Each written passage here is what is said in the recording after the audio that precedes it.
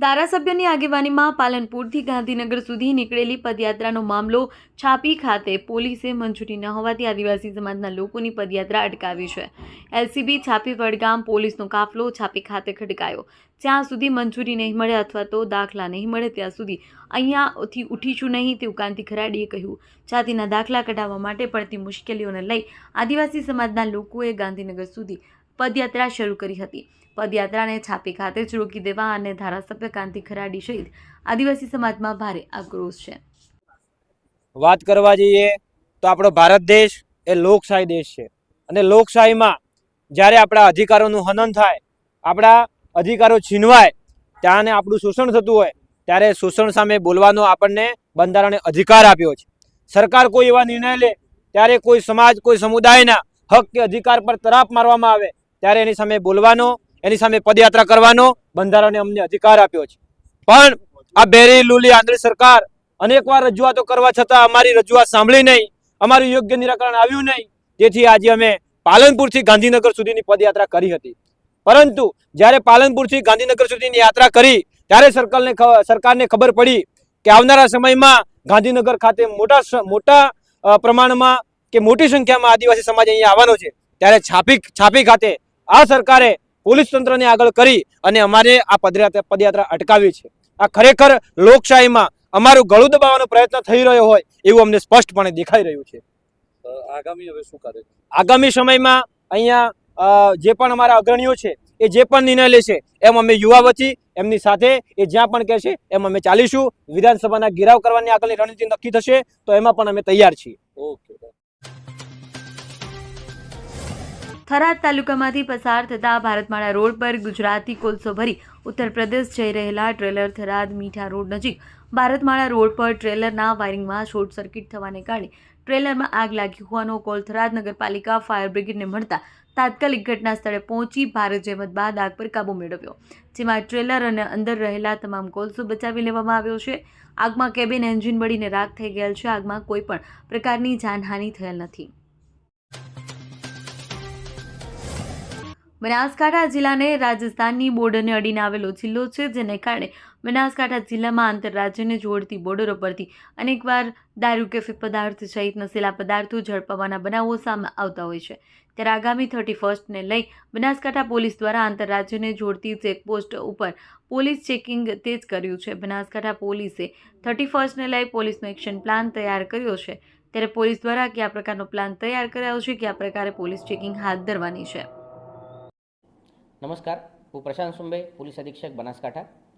બનાસકાંઠા જિલ્લો ગુજરાત રાજસ્થાનના આંતરરાજ્ય સીમા ઉપરનો જિલ્લો છે। તે ધ્યાને રાખીને આને આવતીકાલે આવનાર 31 ડિસેમ્બરની ઉજવણીના ભાગરૂપે બનાસકાંઠા જિલ્લા પોલીસ તરફથી જે સુરક્ષા કાયદા વ્યવસ્થા માટે આયોજન કરવામાં આવેલ છે તેમાં બનાસકાંઠા જિલ્લામાં જે 7 કાયમી આંતરરાજ્ય ચેકપોસ્ટ છે તેના સિવાય વધુ 30થી વધુ આંતરરાજ્ય તેમજ જિલ્લા આંતરિક ચેકપોસ્ટ ચેકનાકા ઊભો કરવામાં આવેલ છે, જેમાં આજથી ચેકિંગ શરૂ કરવા દેવામાં આવેલ છે। આ ચેકપોસ્ટ ઉપર પૂરતા માત્રામાં અધિકારી અને કર્મચારીનો બંદોબસ્ત છે। બનાસકાંઠા જિલ્લા માટે ગુજરાત પોલીસ તરફથી SRPFની કંપની પણ ફાળવવામાં આવેલ છે। તે કંપનીનો બંદોબસ્ત રાઉન્ડ ધ ક્લોક આ ચેકપોસ્ટ ઉપર શરૂ છે। આના સિવાય 30 અને 31ના રોજ બનાસકાંઠા જિલ્લાના 50થી વધુ અધિકારી અને 500થી વધુ કર્મચારી બંદોબસ્તમાં રહેશે। જુદા જુદા જગ્યા ઉપર વ્હીકલ ચેકિંગ, નાકા પોઈન્ટ્સ અને જે ભીડવાળી અથવા અવર જગ્યા હોય તે ઉપર પેટ્રોલિંગ પણ કરવામાં આવશે। જિલ્લામાં જે પાર્ટી પ્લોટ્સ, હોટેલ્સ અથવા ફાર્મ હાઉસીસ છે જેના ઉપર આયોજન થવાની શક્યતા છે તેઓની સાથે પણ મિટિંગ શરૂ છે। તેઓની પરમિશન લેવાની પણ સૂચના આપી દીધેલ છે, આપવામાં આવનાર છે। અને કોઈ પણ જગ્યા કોઈ પણ ગુનાહિત અથવા ગેરકાયદેસર પ્રવૃત્તિ ના હોય તે માટે બનાસકાંઠા પોલીસ તરફથી પૂરતો પ્રયત્ન કરવામાં આવી રહ્યા છે। આના સિવાય 2 દિવસ માટે વ્હીકલ ચેકિંગ, હોટેલ ચેકિંગ પણ કરવામાં આવશે, જેમાં પ્રતિક સોફ્ટવેર હોય અથવા બાકી બોડી ઓન કેમેરા હોય તે પ્રમાણે ટેકનોલોજીનો પણ ઉપયોગ કરવામાં આવશે। અને મને વિશ્વાસ છે કે બહુ શાંતિ અને સુવ્યવસ્થાના વાતાવરણમાં 31 ડિસેમ્બર આની નવા વર્ષની ઉજવણી પૂર્ણ થશે।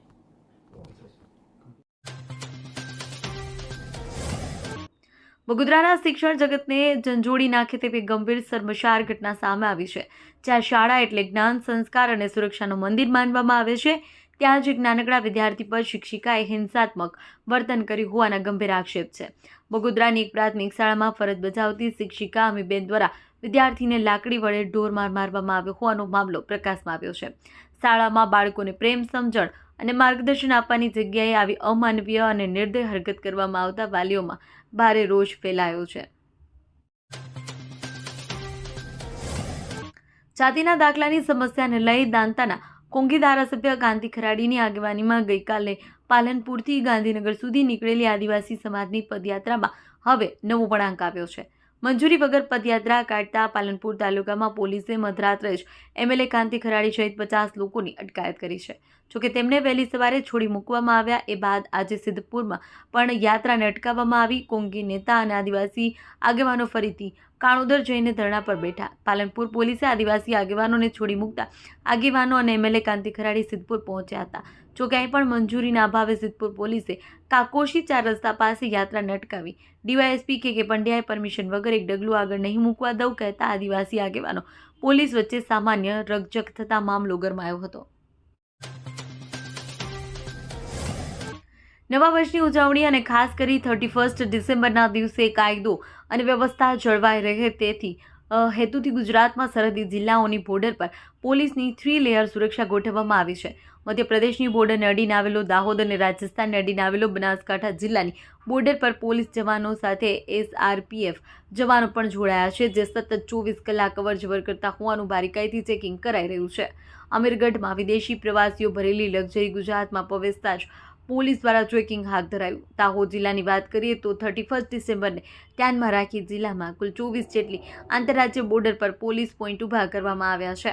સરહદી વિસ્તારોમાં 3 સ્તરની સુરક્ષા વ્યવસ્થા અમલમાં મૂકવામાં આવી છે, જેમાં મુખ્ય બોર્ડર ચેકપોસ્ટ, આંતરિક માર્ગો પર મોબાઈલ ચેકિંગ પોઈન્ટ અને હાઈવે તથા મુખ્ય માર્ગો પર સતત પેટ્રોલિંગનો સમાવેશ થાય છે.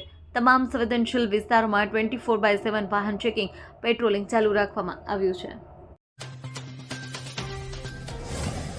બનાસકાંઠા જિલ્લાના કાંકરેજ તાલુકાના શિહોરી પોલીસ સ્ટેશન વિસ્તારમાં એક ડુપ્લિકેટ આર્મી જવાન વિરુદ્ધ ઠગાઈની ફરિયાદ નોંધાઈ છે. આ શખ્સ આર્મીમાં નોકરી આપવાના બહાને લોકો પાસેથી પૈસા પડાવતો હતો.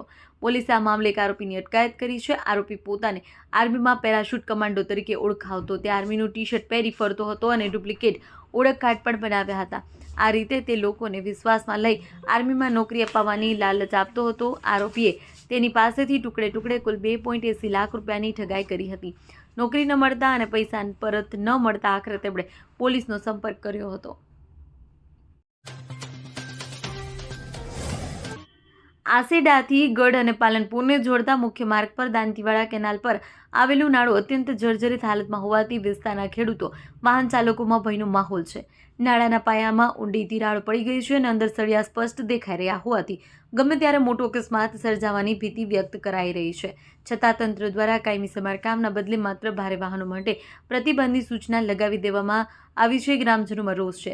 આસેડા, સાવિયાણા સહિત આજુબાજુના ગામોને જોડતો મુખ્ય માર્ગ ખેડૂતો માટે જીવનરેખા સમાન છે. રોજબરોજ ખાતર, બિયારણ, ખેતી સાધન, પાકના વાહનો અહીંથી પસાર થાય છે. સ્થાનિક ખેડૂત રીવાભાઈ દેસાઈએ જણાવ્યું કે નાળું બંને બાજુથી તૂટતું જાય છે. ધરણીધરના ચોથાર નેસડા ગામે શેણલ માતાજીના સ્થાનકે ચોરી કરતા લોકોમાં રોષ ફેલાયો છે. ધરણીધર તાલુકાના ચોથાર નેસડા ગામે બસ સ્ટેશન કસ્ટમ રોડની સાઈડમાં ઝાડ નીચે શેણલ માતાજી સ્થાનક આવેલ છે. ત્યાં કોઈ સમયે પેટીમાંથી ચાંદીના દાગીના અંદાજે 1000ની રોકડ ચોરી કરી હોવાનું જાણવા મળ્યું છે. ચોથાર નેસડા ગામે બસ સ્ટેન્ડ કસ્ટમ રોડ સાઈડમાં ઝાડ નીચે શેણત માતાજીના સ્થાનકે કોઈ શખ્સે પેટીમાંથી માતાજીના ચાંદીના દાગીના અંદાજે 1000 રોકડની ચોરી થઈ હોવાનું ઠાકરશીભાઈ ઠાકોરે જણાવ્યું. ના લખાય ત્યાં સુધી કોઈ ફરિયાદ નોંધાઈ ન હતી. સાંતલપુર તાલુકાના કોરડા ગામે માન્ય મેડિકલ ડિગ્રી કે લાયસન્સ વગર ગેરકાયદેસર રીતે એલોપેથિક પ્રેક્ટિસ કરતા એક બોગસ ડોક્ટરને પાટણ એસઓજી શાખાએ ઝડપી પાડ્યો છે. પોલીસે બાતમીના આધારે દરોડો પાડી આરોપી પાસેથી એલોપેથિક દવાઓ, ઇન્જેક્શન અને મેડિકલ સાધનો સહિત કુલ 25,114.23નો મુદ્દામાલ જપ્ત કર્યો છે. પાટણ એસઓજી શાખાના પોલીસ કર્મચારી વારાઈ પોલીસ સ્ટેશન વિસ્તારમાં પેટ્રોલિંગ કરી રહ્યા હતા. આ દરમિયાન તેમણે ખાનગી બાતમી મળી કે કોરડા ગામમાં બસ સ્ટેશન નજીક પશુ દવાખાના સામે આવેલી એક દુકાનમાં જગદીશપુરી નરસંગપુરી ગોસ્વામી નામનો શખ્સ ડૉક્ટર તરીકે ઓળખ આપી મેડિકલ પ્રેક્ટિસ કરી રહ્યો છે.